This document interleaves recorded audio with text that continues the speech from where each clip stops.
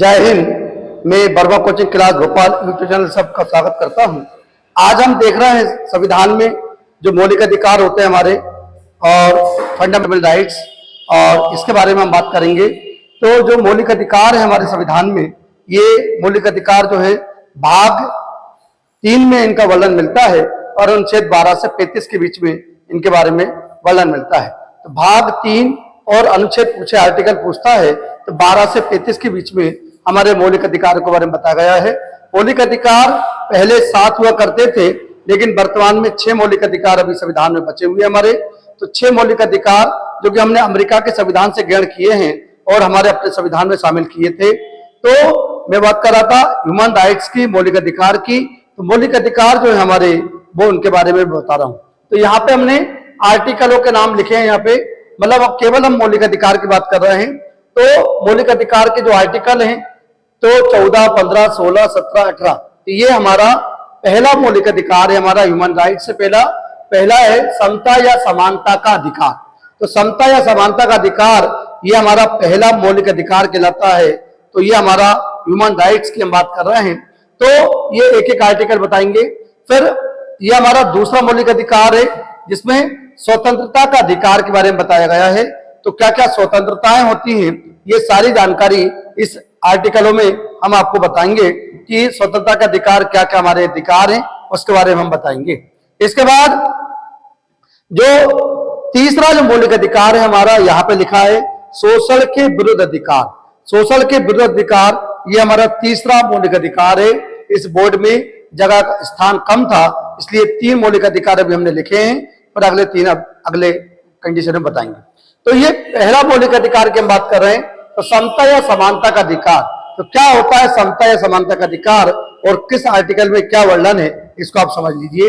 पहला जो हमारा आर्टिकल है अनुच्छेद, वो है 14। तो अनुच्छेद 14 से हम शुरू कर रहे हैं। तो पहला जो अनुच्छेद 14 कहता है विधि के समक्ष समता या समानता का अधिकार। विधि मतलब कानून होता है हमारा। तो विधि या कानून जैसे कहते हैं हम लोग, तो कानून के समक्ष समता या समानता का अधिकार मतलब भारत में जो लोग भी रहते हैं, भारत के जो भी नागरिक हैं, उनको कानून के नजरों में एक समान अधिकार प्राप्त है। विधि के समक्ष समता या समानता का अधिकार ये हमारा पहला आर्टिकल 14 नंबर का कहता है। 15वां आर्टिकल जो कह रहा है हमारा धर्म, नस्ल, जाति में भेदभाव का निषेध। मतलब धर्म, किसी का कोई भी धर्म हो, केवल वो भारत का नागरिक होना चाहिए, चाहे वो किसी भी धर्म का हो, हिंदू हो, मुस्लिम हो, सिख हो, जैन हो, बौद्ध हो, पारसी हो, जो भी धर्म का हो, उसको मतलब धर्म से कोई संबंध नहीं है। उसकी नस्ल जो भी हो, जाति कोई भी हो, उसको उस पर भेदभाव का निषेध मतलब उस पर ये कोई भेदभाव नहीं करेगी सरकार। सभी के लिए, सभी धर्मों के लिए, सभी जातियों के लिए, चाहे किसी भी नस्ल का व्यक्ति हो, किसी भी नस्ल का हो, उसको समान अधिकार इसमें प्राप्त होते हैं। तो धर्म, नस्ल, जाति में भेदभाव का उस पर निषेध नहीं किया जाएगा, उस पर रोक नहीं सकती गवर्नमेंट, या कोई भी हमारी वैकेंसी वगैरह आती है उस पर यह लागू होता है। फिर अनुच्छेद 16 कहता है हमारा लोक नियोजन के विषय में अवसर। लोक नियोजन के विषय में अवसर मतलब भारत के जो नागरिक है, सभी लोगों के लिए लोक नियोजन में अवसर का हमेशा समान रूप से प्रदान किया जाएगा। तो लोक नियोजन के विषय में अवसर की प्रधानता या समानता के बारे में हमको स्वतंत्रता के बारे में बताया गया है। तो लोक नियोजन मतलब जो हमारे स्कूल, कॉलेज वगैरह होते हैं, जिसमें वैकेंसियां या गवर्नमेंट जो वैकेंसी आती है, उनमें किसी में भी किसी के साथ कोई भेदभाव नहीं किया जाएगा। ये लोक नियोजन के विषय में अवसर की समानता का वर्णन है। अनुच्छेद 17 कहता है हमारा अस्पृश्यता का अंत। अस्पृश्यता का अंत मतलब छुआछूत का अंत। अस्पृश्यता का अंत का मतलब होता है छुआछूत का अंत। तो छुआछूत हमारे देश में जो निचली जाति के लोग होते हैं, उनसे उच्च जाति के लोग छुआछूत का बढ़ावा करते हैं, उसको सरकार के माध्यम से संविधान में लिख दिया गया है कि छुआछूत का अंत मतलब जो भी व्यक्ति कोई छुआछूत करता है किसी निचली जाति से, तो वो एक अपराध माना जाएगा। इसलिए हमारे संविधान में सभी को समान अधिकार रूप से मिले हुए हैं। तो छुआछूत का अंत अनुच्छेद 17 के अंतर्गत इसका वर्णन मिलता है। इसको कहते हैं अस्पृश्यता का अंत। अनुच्छेद 18 जो कहता है हमारा उपाधियों का अंत। तो उपाधियों का अंत का वर्णन हमें आर्टिकल 18 में मिलता है। मतलब जो उपाधियां होती हैं देश की आजादी के पहले 15 अगस्त 1947 को जब हमारा देश आजाद हुआ, उसके बाद हमारा संविधान बना। संविधान बनने में 2 साल 11 महीने 18 दिन का समय लगा। 26 नवंबर 1949 मिति मार्च सी शुक्ल सप्तमी संवत 2006 को संविधान को पारित, अंगीकृत और आत्मसात किया जाता है। ऐसा हमारा प्रस्तावना में लिखा हुआ है। तो जब हमारा संविधान बन के तैयार हुआ 26 नवंबर 1949 को, और संविधान को लागू किया गया हमारी सरकार के द्वारा 2 महीने बाद 26 जनवरी 1950 को, तो हमारे संविधान में ये लिख दिया गया था कि उपाधियों का अंत, मतलब कोई व्यक्ति को कोई देश उपाधि यदि देना चाहता है, डॉक्टरेट की उपाधि जैसे कि किसी को मिलना है, तो वो राष्ट्रपति के अनुमति से ही उपाधि ले सकता है। किसी भी देश के माध्यम से उनको कोई उपाधि मिलती है तो वो राष्ट्रपति की अनुमति से ही उपाधि प्राप्त कर सकता है।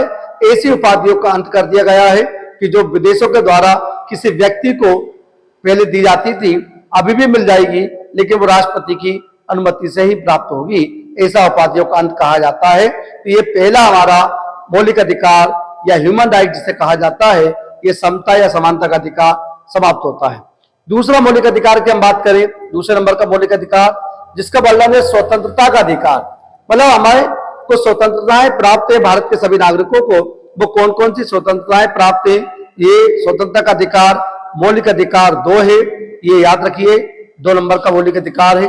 नंबर 1 इसमें शुरू होता है, 18 पे खत्म हुआ है, यहाँ पे 19A। तो 19A मतलब हमारा 19A में क्या लिखा हुआ है हम देख रहे हैं। मौलिक अधिकार नंबर 2 जो हमारा 19A से शुरू होता है। 19A में कहा गया बोलने की स्वतंत्रता का अधिकार, मतलब बोलने की स्वतंत्रता का अधिकार या प्रेस की स्वतंत्रता का अधिकार। मतलब हर व्यक्ति को हमारे देश में जो भी भारत का नागरिक होता है, 26 जनवरी 1950 के बाद जिस व्यक्ति का जन्म इस देश में हुआ है वो भारत का नागरिक माना जाता है। और उनको सभी को बोलने की स्वतंत्रता का अधिकार मिला हुआ है।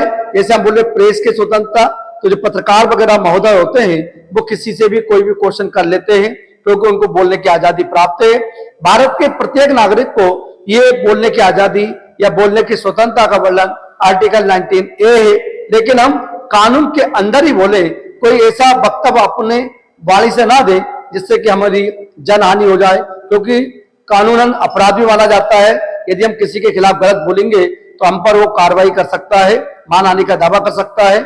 इसलिए हमको कानून के दायरे में बोलने का या प्रश्न पूछने की आजादी हमको मिली हुई है। ये आर्टिकल 19A कहता है। 19B क्या कह रहा है? 19B कहता है शांतिपूर्वक बिना हथियारों के एकत्रित होने और सभा करने की स्वतंत्रता। मतलब शांतिपूर्वक, मतलब हम कोई भी व्यक्ति, भारत का व्यक्ति जो कि शांतिपूर्वक तरीके से काफी लोगों को एकत्रित कर सकता है कहीं भी, और वहां पर अपनी जो भी सभा है या जो मीटिंग है वो जो भी कार्यक्रम करना चाहता है वो कर सकता है।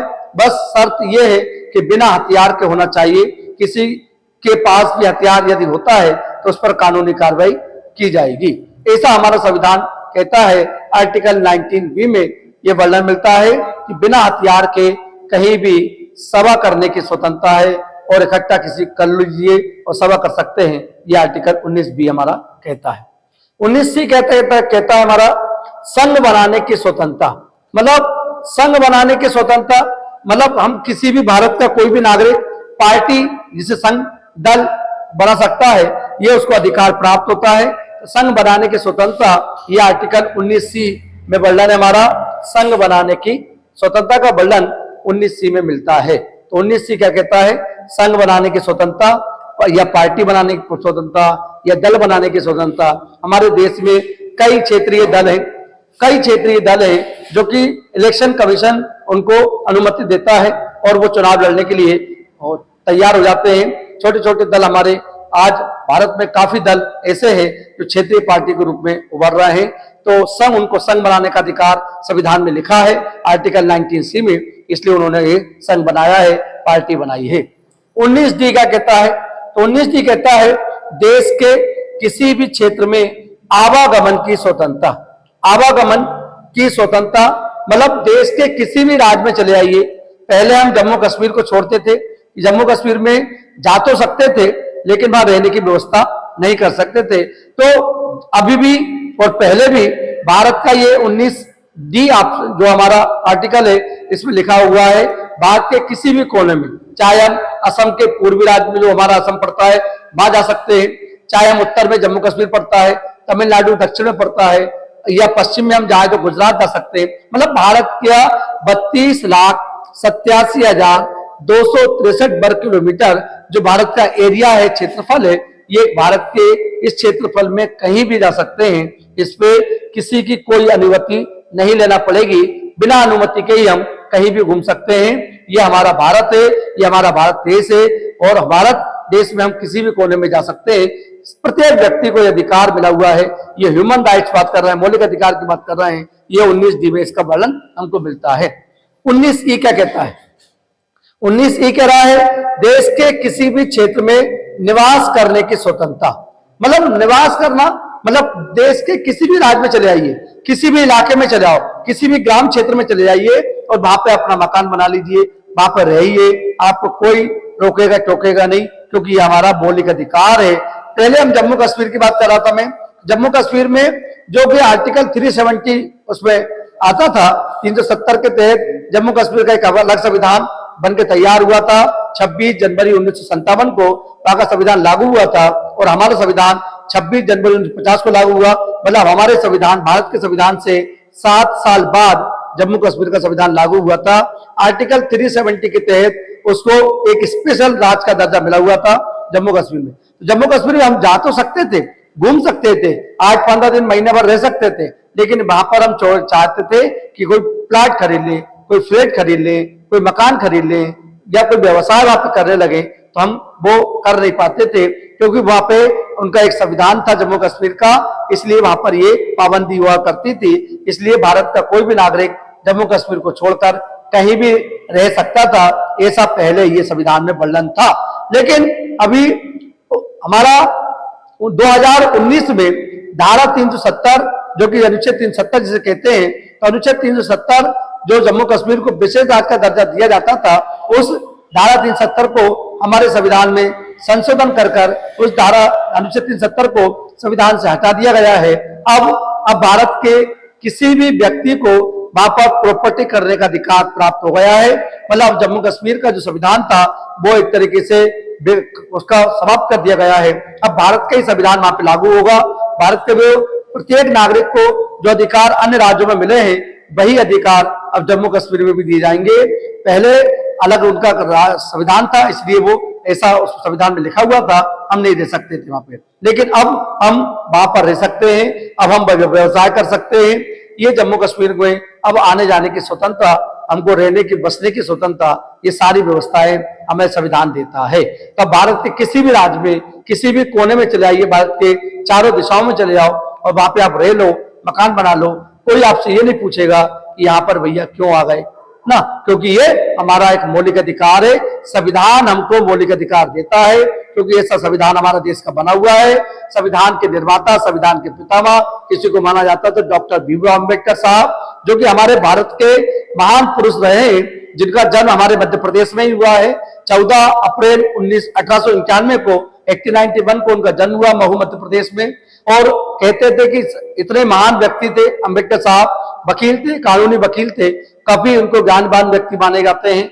दोनों हाथ से तो वो लिखते थे अम्बेडकर साहब। और उनका जो निधन हुआ है 6 दिसंबर सन 1956 को उनका निधन हुआ है।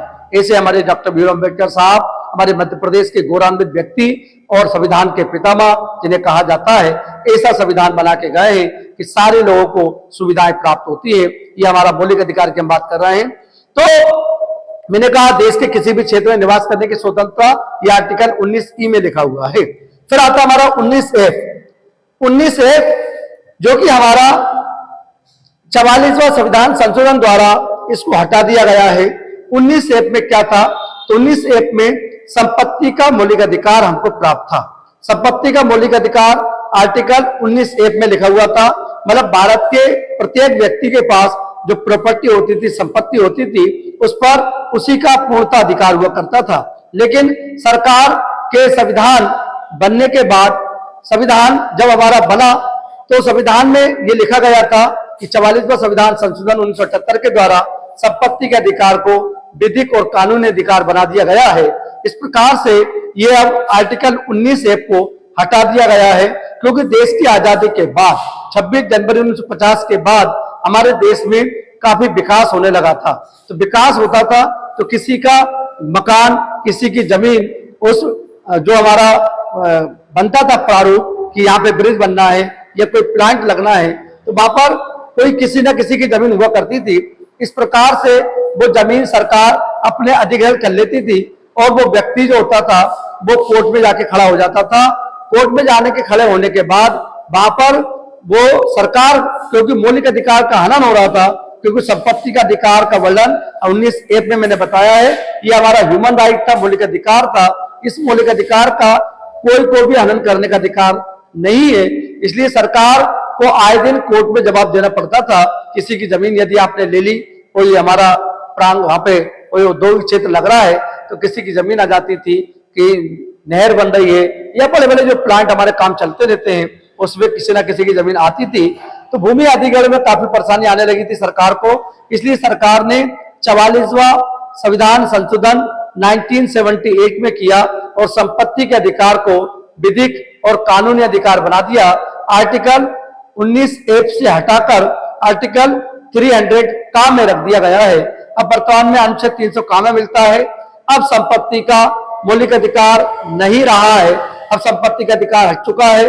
अब सरकार जब चाहे किसी की भी जमीन अधिग्रहण कर सकती है और उनको मुआवजा सरकार देगी। पहले भी मुआवजा देती थी, अभी भी मुआवजा देगी, लेकिन अब सरकार की मर्जी के आधार पर ये मुआवजा मिलता है या हम कोर्ट के माध्यम से ये प्राप्त कर सकते हैं। तो ये अब आर्टिकल 19F हट चुका है। अब ये हमने रेड कलर में इसलिए लिखा है कि 44वां संविधान संशोधन 1978 में हुआ था और इसे संपत्ति के अधिकार को अब हटा दिया गया हमारे संविधान से। आता फिर 19G जो कहता है हमारा कोई भी व्यापार एवं जीविका चलाने की अपराधों के लिए दोष सिद्धि के संबंध में संरक्षण। मतलब क्या कहा गया है, ये कोई भी 19G कहता कोई भी व्यापार एवं जीविका चलाने की स्वतंत्रता। तो कोई भी जो व्यक्ति है किसी भी राज्य में जाकर अपना व्यापार व्यवसाय कर सकता है, ऐसा कहा गया हमारे संविधान में 19G।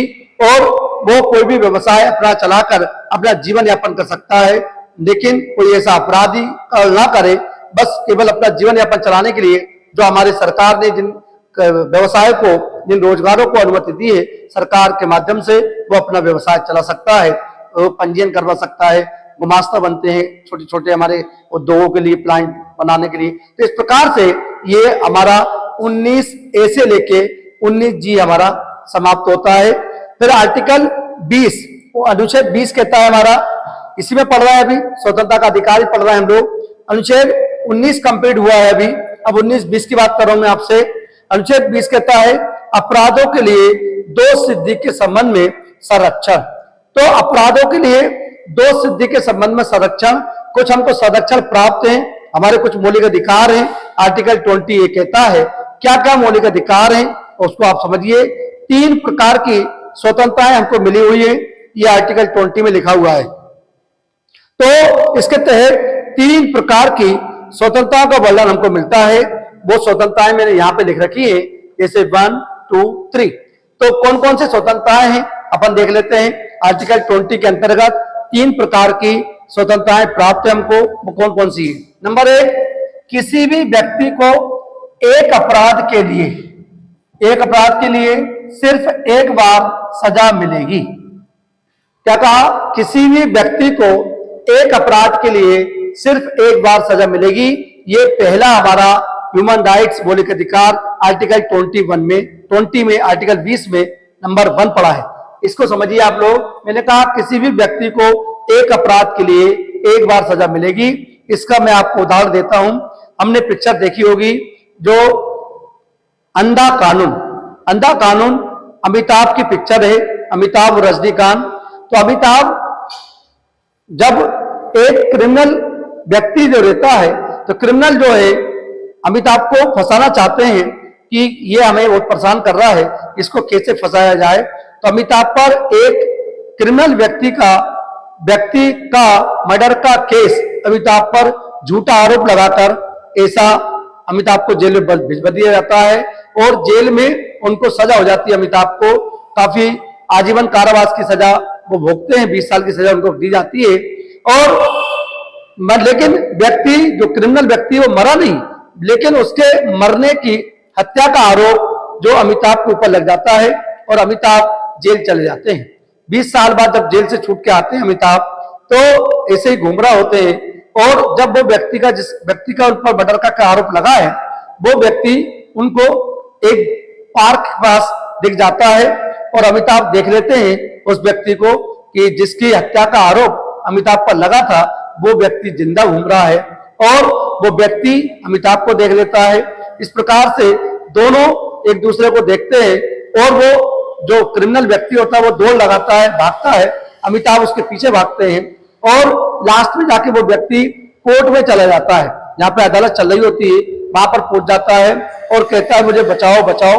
और अमिताभ भी वहां पे पहुंच जाते हैं और अमिताभ भाई जज के सामने, मजिस्ट्रेट के सामने कोर्ट में ही उस व्यक्ति की हत्या कर देते हैं, मतलब मार देते हैं। हत्या कर दी उनकी और मजिस्ट्रेट साहब कहते हैं कि इनको पकड़ो, इन्होंने हत्या की है। तो अमिताभ को वहां पर पेश किया जाता है और अमिताभ फिर बताते हैं कि साहब आपने ही मुझे इनके मर्डर केस में आपने मुझे सजा दी थी और मैं 20 साल सजा भोगकर जेल में आया हूं, इसलिए इस व्यक्ति को तो मैंने मारा ही नहीं था उस टाइम पे और उसकी सजा मैं पहले भोग चुका हूं, अब ये व्यक्ति को मैंने मारा है, अब मुझे किस बात की सजा आप देंगे। इस प्रकार से मजिस्ट्रेट सुनकर हैरान हो जाते हैं और उनको अमिताभ को उस अपराध के लिए छोड़ दिया जाता है। इसलिए हमारे संविधान में लिखा हुआ है, इसलिए कहा गया है, इसलिए पिक्चर में ये शो या जो भी दर्शाया गया है, चित्र को नाम किया गया है।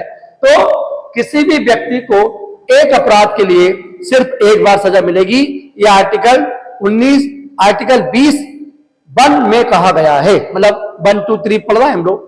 फिर हमारा दूसरा अधिकार क्या है? दूसरा कह रहा है अपराध करने के समय जो कानून है उसी के तहत सजा मिलेगी।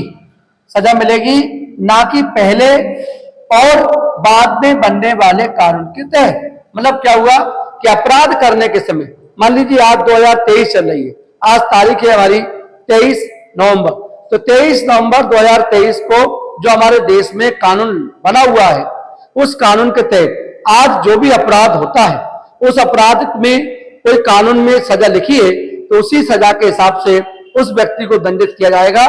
मान लीजिए 2 साल बाद कोई नया कानून बन जाता है उसी केस के लिए, कानून के लिए, तो ऐसा नहीं कि वो 2 साल जेल में रह रहा है और उस कानून के तहत, नए कानून के तहत उसको सजा नहीं मिलेगी, ना कि पहले बने कानून से मिलेगी ना बाद वाले कानून से मिलेगी।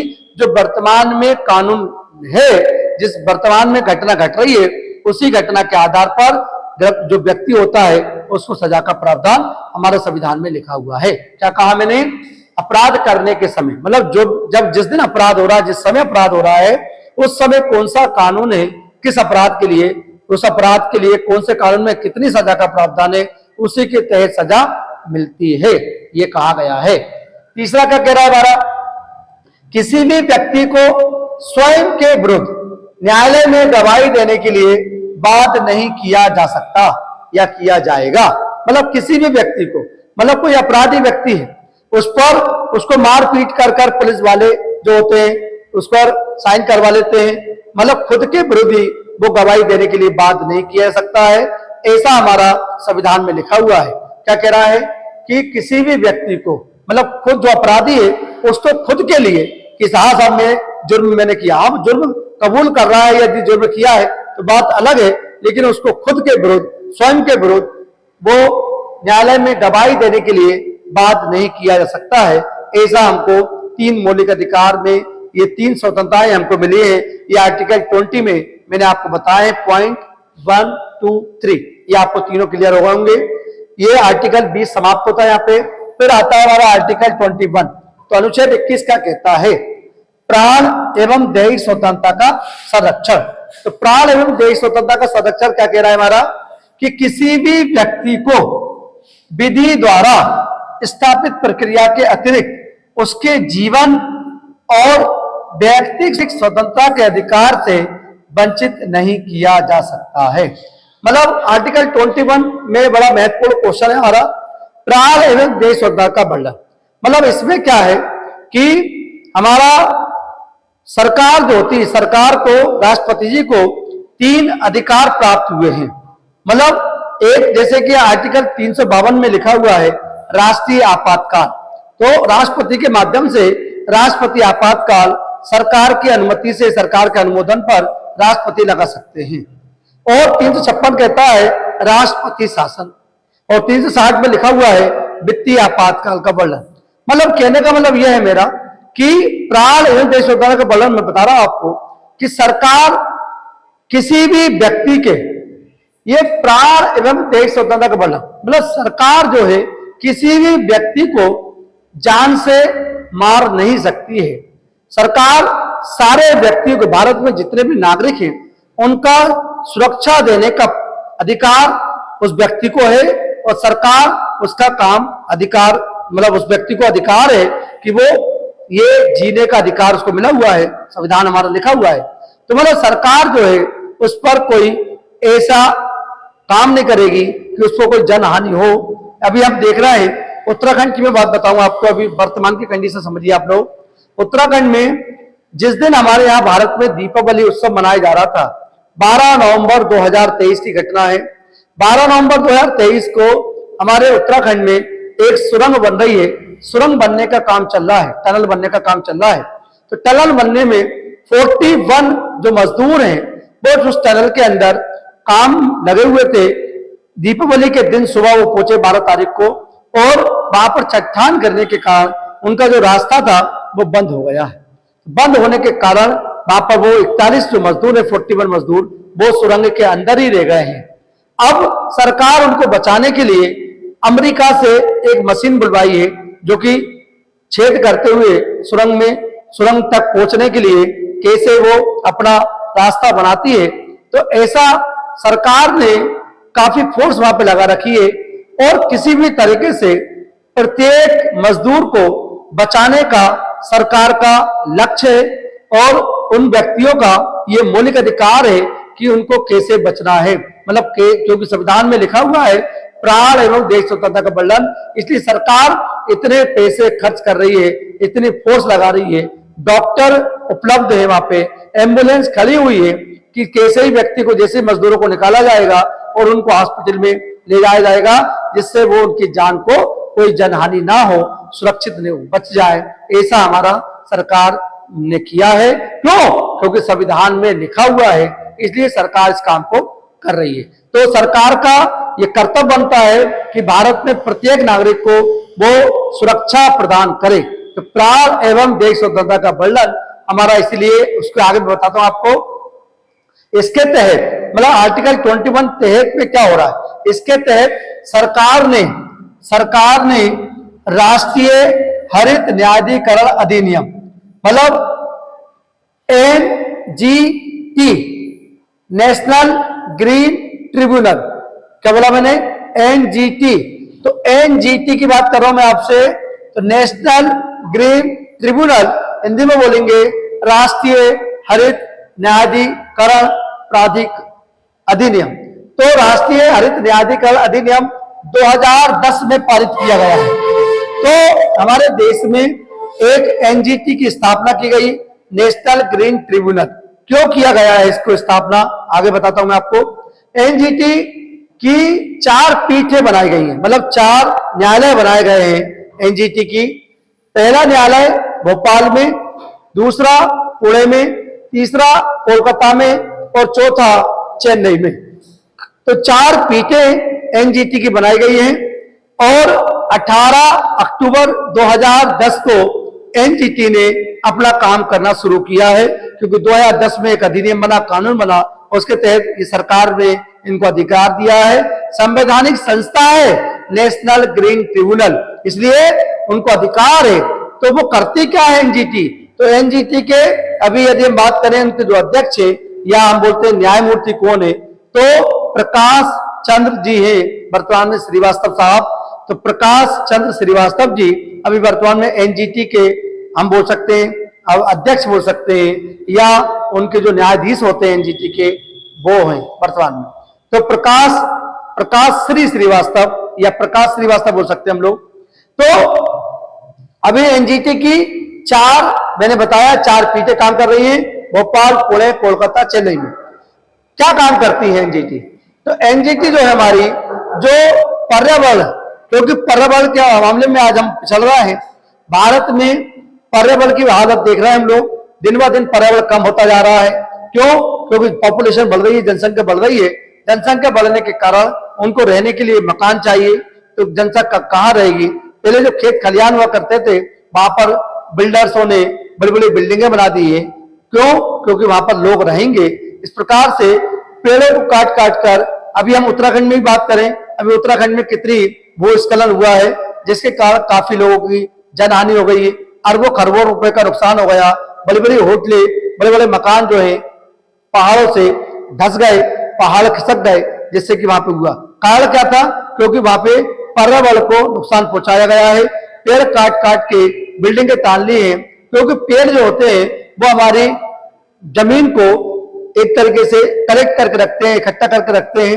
उनकी जो जड़ें होती है, पेड़ की जड़ें, वो उनके माध्यम से वो जमीन हमारी इकट्ठी रहती है, उपजाऊ मिट्टी हो जाती है वहां की। लेकिन पेड़ काट काट कर लोगों ने बिल्डिंगें बना ली है, इसलिए ये, और मोटर गाड़ियां चल रही है, जिससे प्रदूषण हो रहा है। तो ये हमारी एक तरीके से लोगों को नुकसान हो रहा है, बीमारियां हो रही है, कैंसर हो रहा है, या टीबी हो रही है। हमारी जो carbon dioxide, CO2, CO monoxide, ये सारी गैसें हमारी ये प्रदूषण के माध्यम से फैल रही है। इसलिए सरकार का, एनजीटी का अधिकार बनता है कि पर्यावरण को कैसे बचाया जाए, पर्यावरण की कैसे सुरक्षा की जाए। इसलिए पेड़ पौधों को बचाने के लिए, पर्यावरण माध्यम से हम लोग मानव जीवन स्वस्थ रहे, इसलिए एनजीटी इस पर काम करती है। और अभी हमारे भोपाल में ही बहुत बड़ा जो कोल हम देखते हैं, तो यहाँ पर भोपाल में भी नदी है हमारी, उस नदी के किनारे काफी लोगों ने अतिक्रमण कर रखा था। तो एनजीटी ने आदेश दिया था कि नदी के जो 2 किनारे हैं उसको सुरक्षित किया जाए, और वो नदी जो हमारी भोपाल मध्य प्रदेश कोलार में बहती है, उस नदी की बात कर रहे हैं। इस प्रकार से एनजीटी एक संवैधानिक संस्था है, ये पर्यावरण को बचाने का काम करती है। फिर आता है 21 का अनुच्छेद 21 का क्या कह रहा है हमारा? 86वां संविधान संशोधन 86वां संविधान संशोधन जो हुआ है हमारा, वो 2002 में हुआ है। तो 86वां संविधान संशोधन 2002 में हुआ है। इसमें क्या कहा गया है? 6 से 14 वर्ष के बच्चों को, 6 से 14 वर्ष के बच्चों को सरकार के द्वारा निःशुल्क शिक्षा का प्रावधान, मतलब निःशुल्क शिक्षा देगी सरकार। ये हमारा एक मौलिक कर्तव्य है, 11वां नंबर का मौलिक कर्तव्य जोड़ा गया है संविधान में। क्योंकि मौलिक अधिकार की बात कर रहा है, लेकिन मौलिक कर्तव्य में बता रहा हूं आपको, ये 11वां नंबर का हमारा मौलिक कर्तव्य संविधान में जोड़ा गया। क्योंकि पहले हमारे संविधान में 10 मौलिक कर्तव्यों का वर्णन है, भाग 4 का में मौलिक कर्तव्य हमको मिलते हैं, और अनुच्छेद 51 का में इनका वर्णन मिलता है। भाग 4 का, अनुच्छेद 51 का, उसमें मौलिक कर्तव्य मिलते हैं। मैं अभी पढ़ा रहा हूं आपको मौलिक अधिकार। तो ये 11वां मौलिक कर्तव्य भी है, और इसको मौलिक अधिकार में भी आर्टिकल 21 का में भी शामिल किया गया है। इसलिए लिखा मैंने यहाँ पे 86वां संविधान संशोधन 2002 के द्वारा 6 से 14 वर्ष के बच्चों को सरकार के द्वारा निःशुल्क शिक्षा का प्रावधान यह हमारा किया गया है। तो ऐसा आर्टिकल 21 का कहता है। फिर आता है अनुच्छेद 22।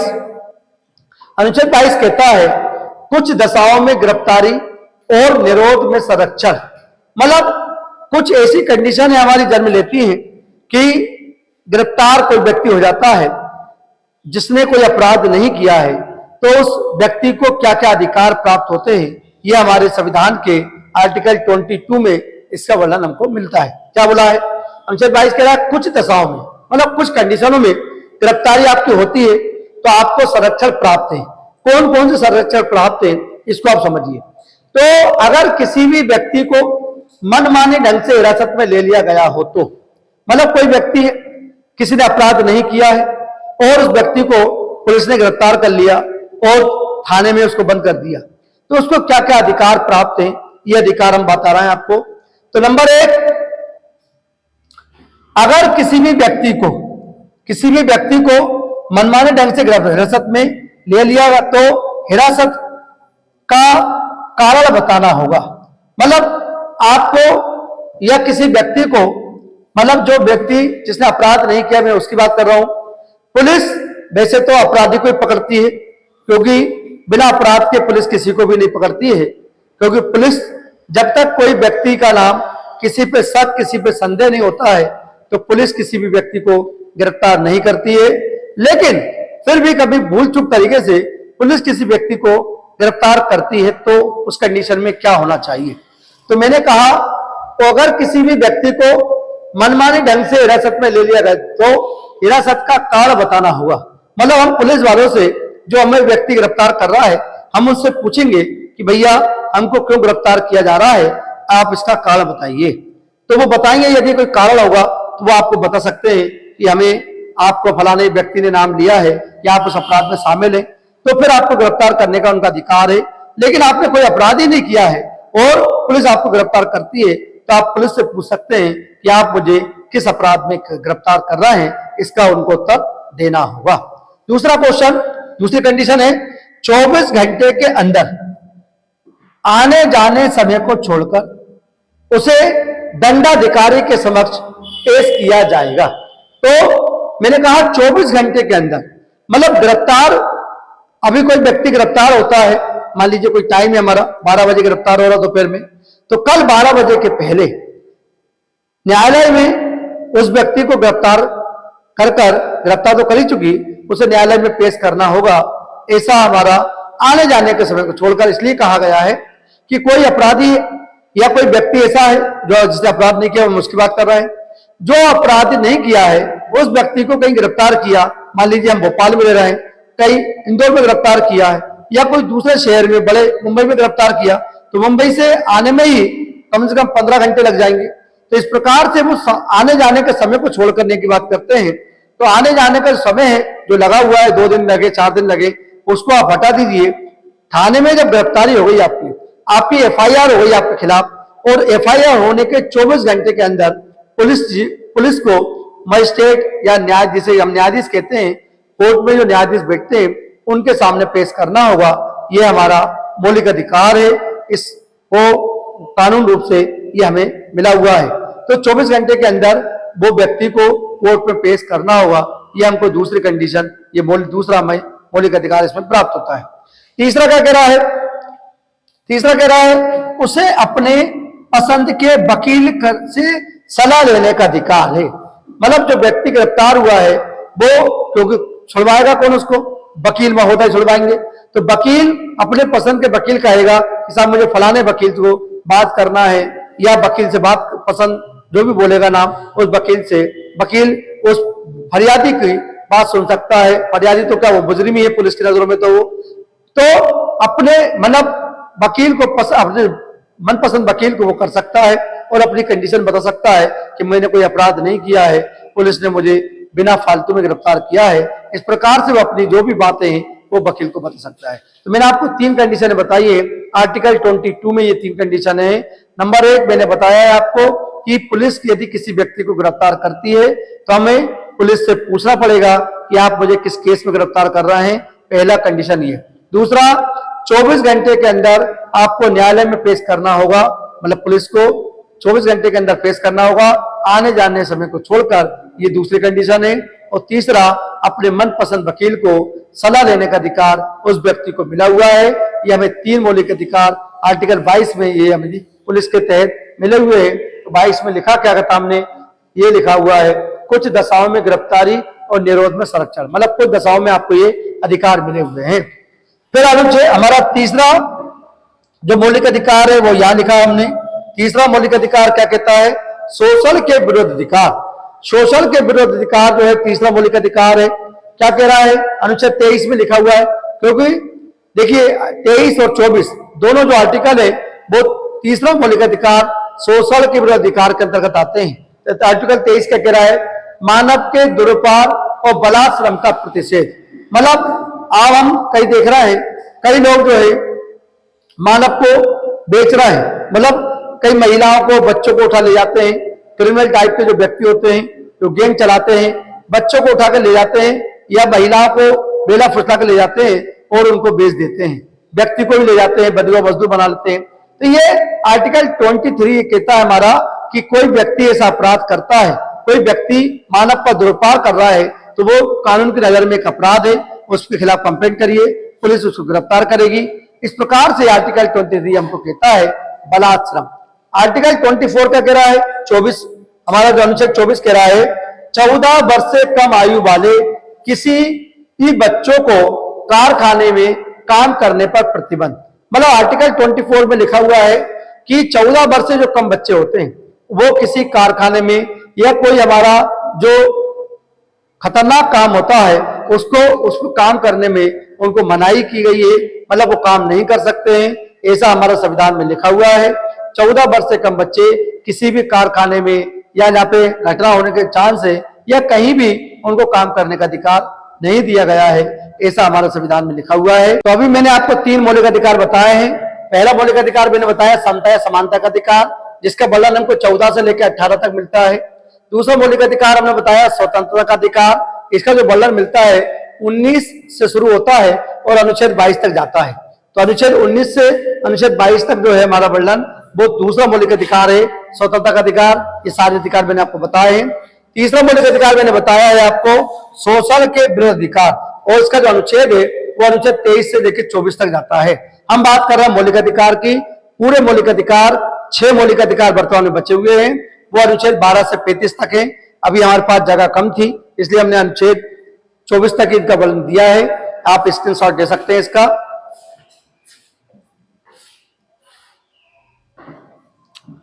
मिलते हैं अगले क्लास में। जय हिंद।